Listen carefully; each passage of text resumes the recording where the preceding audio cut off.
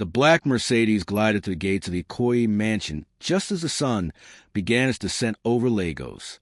Oena stepped out, loosening his tie after the long flight from Dubai. His phone buzzed with another business email, but he silenced it. He was home, at least for the next 3 days. "Welcome, sir." Ngozi rushed to take his briefcase, her eyes darting nervously toward the living room. "Thank you, Ngozi. Where's everyone?" Oena asked, handing her his jacket. "Madam is in the bedroom, and Mama is in her room, sir." Before Ngozi could say more, Chioma appeared at the top of the marble staircase, stunning in a silk dress that probably cost more than most people's monthly salary. Her face lit up with a brilliant smile. "My darling, you're home." She descended gracefully and embraced him, planting a kiss on his cheek. "I've missed you so much. How was Dubai?" "Exhausting but successful," Oena replied, returning her embrace. "The deal went through. We're expanding to 3 more countries." "That's wonderful, my love.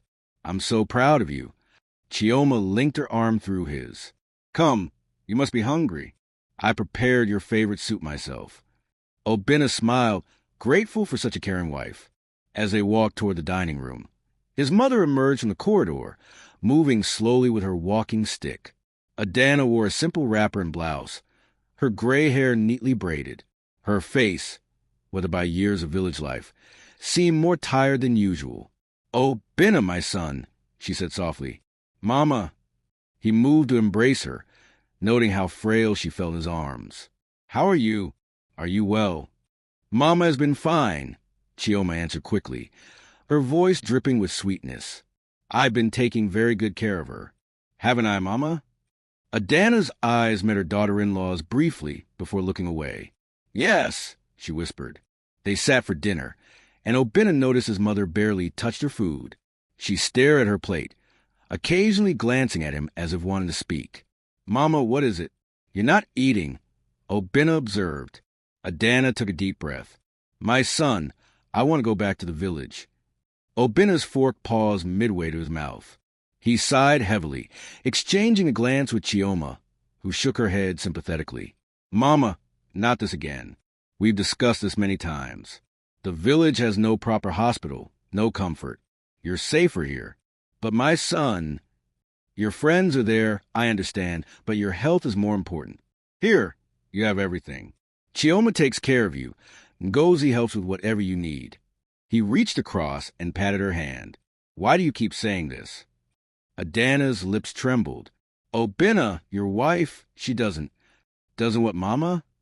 Chioma interrupted gently, placing her hand on her chest. "Have I not been respectful? Have I not made sure you eat well and take your medications?" "Mama," Obena's voice grew firmer, "you only say these things when you don't like someone. Chioma has been nothing but good to you. She reports to me every day about your welfare." Tears welled in Adana's eyes. She stood slowly, her food untouched. "I want to go home," she said quietly before shuffling back to her room. Oena rubbed his temples. "I don't understand her sometimes." Chioma moved closer, massaging his shoulders. "Don't stress, my love. Old people can be difficult. She just misses the village life. But we know what's best for her." She kissed his forehead. "Come, let me run you a bath. You need to relax." As they left the dining room, Ngozi emerged from the kitchen where she'd been listening. She looked at Mama Adana's untouched plate and closed her eyes, a silent prayer on her lips. She knew the truth, but who would believe a mere housemaid? What do you think Chioma will do once Oena leaves for his next trip? Will Ngozi finally find the courage to speak up? Drop your predictions in the comments below.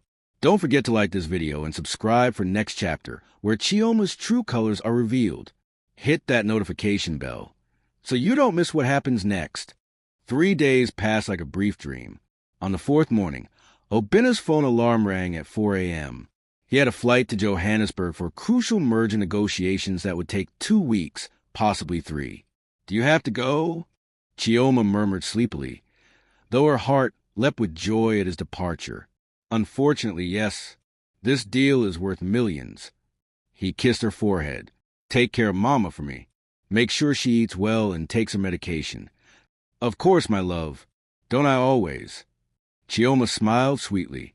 By 5 a.m., Obena's car disappeared through the gates. Chioma watched in the window, and the moment the vehicle turned the corner, her sweet smile vanished like smoke. She grabbed her phone and sent a group message. Girls! He's gone for 2 weeks. Party at my place tonight. 8 p.m. sharp. In her small room, Adana had heard the car leave. She sat on her bed, staring at the family photo on the wall. Her late husband, young Obina, and herself, all smiling in their village compound.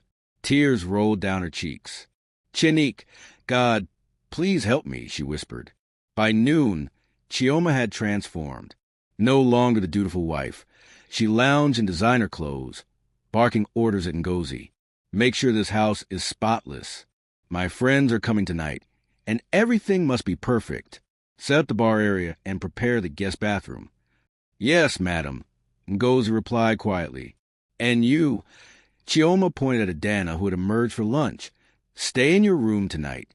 I don't want you embarrassing me in front of my guests with your village ways. Adana's hands trembled. This is my son's house. I have every right. Your son's house. Chioma laughed cruelly. Your son may own it, but I am the madam here. You're just a guest, an old woman who should be in her husband's house in the village, not here enjoying luxuries you never worked for. Ngozi froze while cleaning nearby, her heart pounding. I will tell Obina, Adana said firmly. Tell him what? That his beloved wife asked you to rest in your room? Go ahead. Chioma's eyes glittered with malice. He already thinks you're just a difficult old woman who doesn't like me.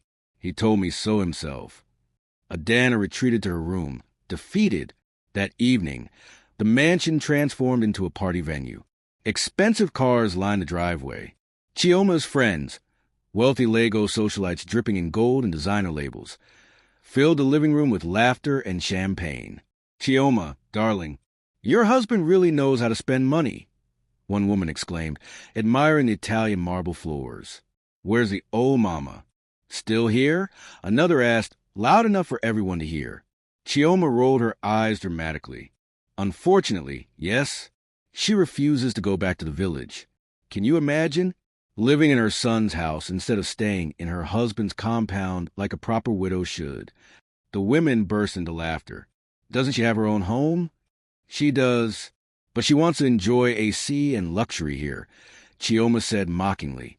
Meanwhile, I have to pretend to care when my husband is around. From her room, Adana heard every word.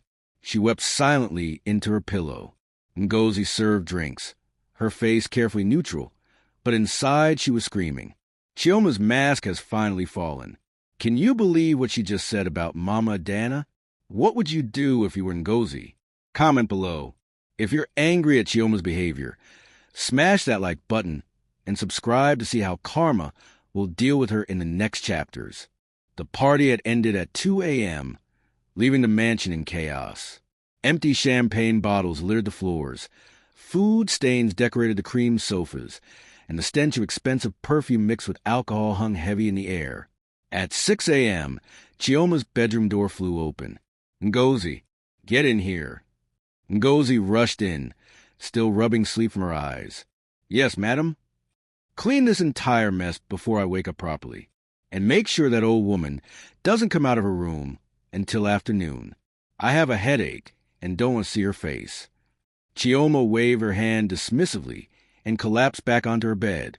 For the next 5 hours, Ngozi scrubbed, swept, and restored the mansion to perfection. Her back ached, but she dared not complain. Jobs were hard to find in Lagos, and she sent money home to her family in Enugu every month. Around noon, she knocked softly on Mama Adana's door with a tray of food. Come in, my daughter, Adana's weak voice called out. Ngozi entered to find the old woman sitting by the window, staring at nothing. Her eyes were swollen from crying. Mama, I brought you jollof rice and chicken, Ngozi said gently, setting the tray down. Thank you, Ngozi. You have a good heart. Adana touched the young woman's hand. Not like that which my son married. Ngozi glanced nervously at the door. Mama, please eat. You need your strength. Strength for what? To endure more insults. Adana's voice cracked. I raised that boy with my own hands. When his father died, I sold my wrapper cloths, my jewelry, everything to pay his school fees. I worked on the farm until my bones ached. And now, I cannot even feel comfortable in his house because of that woman. Tears streamed down Ngozi's face. Mama, why don't you tell Olga? Tell him everything. I tried. He doesn't believe me. He thinks I'm just an old troublemaker who doesn't like his wife. Adana wiped her eyes. Yesterday, I called him in South Africa. You know what he said? Mama, Chioma sent me a photo of the special breakfast she made for you. Stop complaining. Ngozi gasped. But Madam didn't make any breakfast. I made it. Exactly. That snake takes photos of the food you prepare and sends it to my son, claiming she cooked it herself. Adana shook her head bitterly. For the next week, Chioma's cruelty intensified. She hosted parties every other night. One evening, she commanded Adana to come out and serve her friends drinks. But madam, I can do it, Ngozi protested. Shut up. I want her to do it. Let her earn her keep in this house. Chioma snapped. With trembling hands and tears of shame, Adana served champagne to the cackling women, who made jokes about her wrapper and her age. Is this your housemaid, Chioma? One woman asked mockingly. No, that's my mother-in-law, Chioma announced, and the room erupted in cruel laughter. The mighty billionaire's mother serving us? How the tables turn. Ngozi watched from the kitchen doorway, her fists clenched. She wanted to scream, to defend Mama, to call Oena right now, but fear paralyzed her. Chioma had threatened her last week. If you ever tell my husband anything, I'll make sure you never work in Lagos again. I have connections everywhere. That night, after everyone left, Ngozi found Mama Dana on her knees in her room, praying in Igbo. Chinik, Baiko.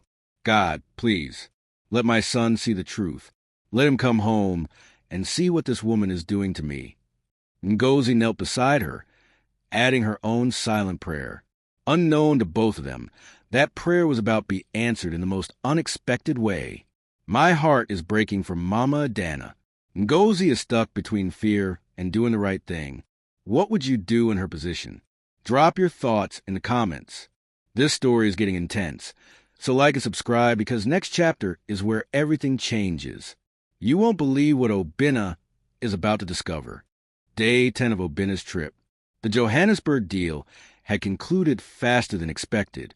The other party had been eager to sign, and by Wednesday afternoon, all documents were finalized.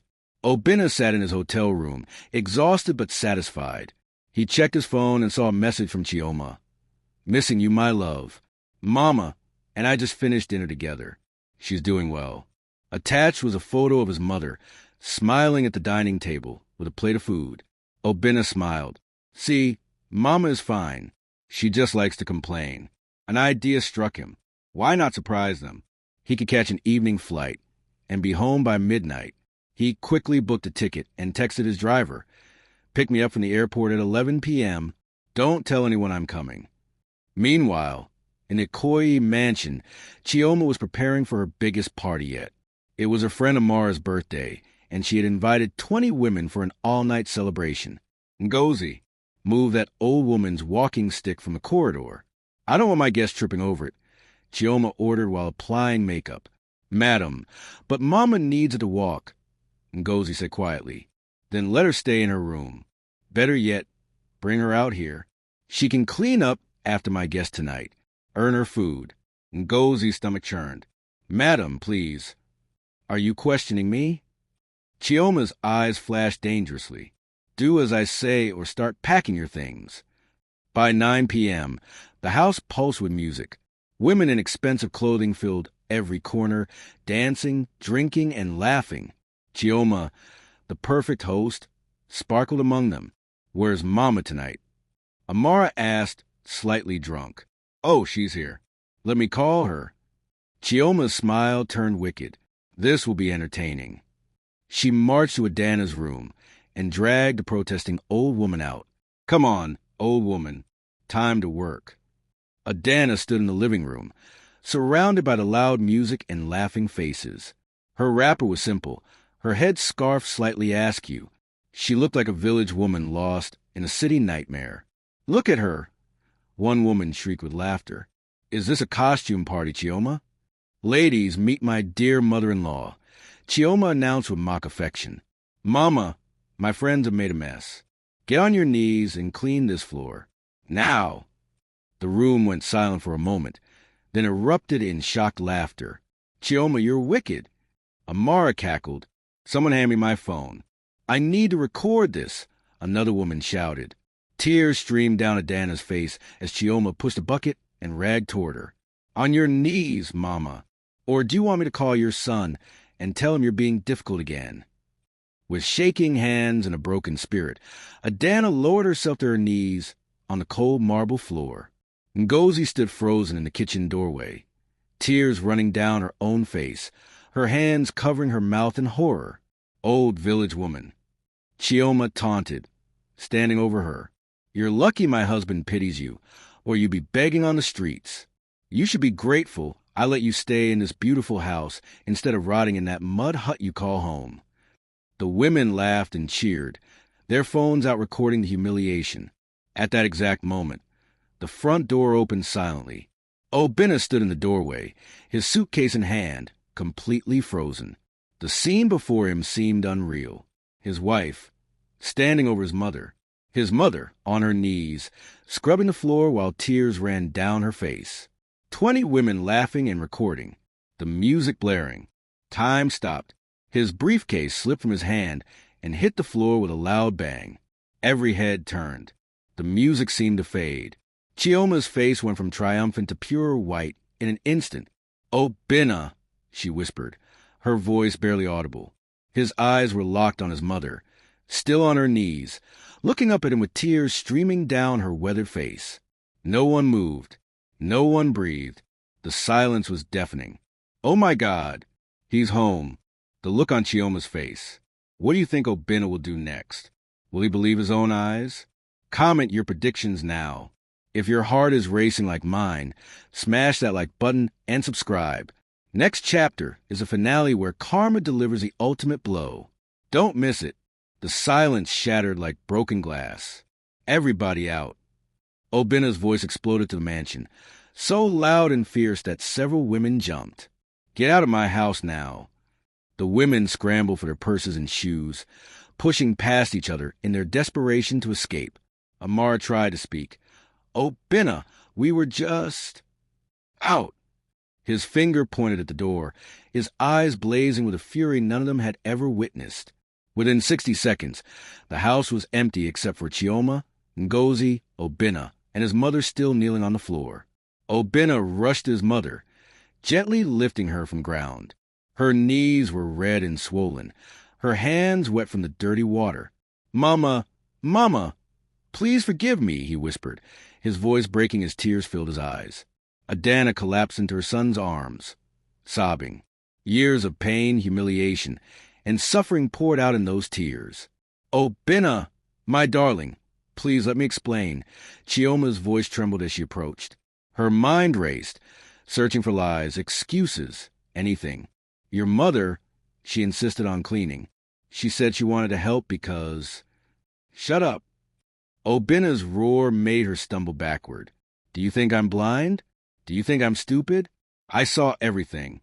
I heard what you said to her. It was just a joke. The women were just playing around and..." "A joke?" Obena's laugh was bitter and cold. "You had my mother on her knees scrubbing floors while you and your friends mocked her? You called her home a mud hut?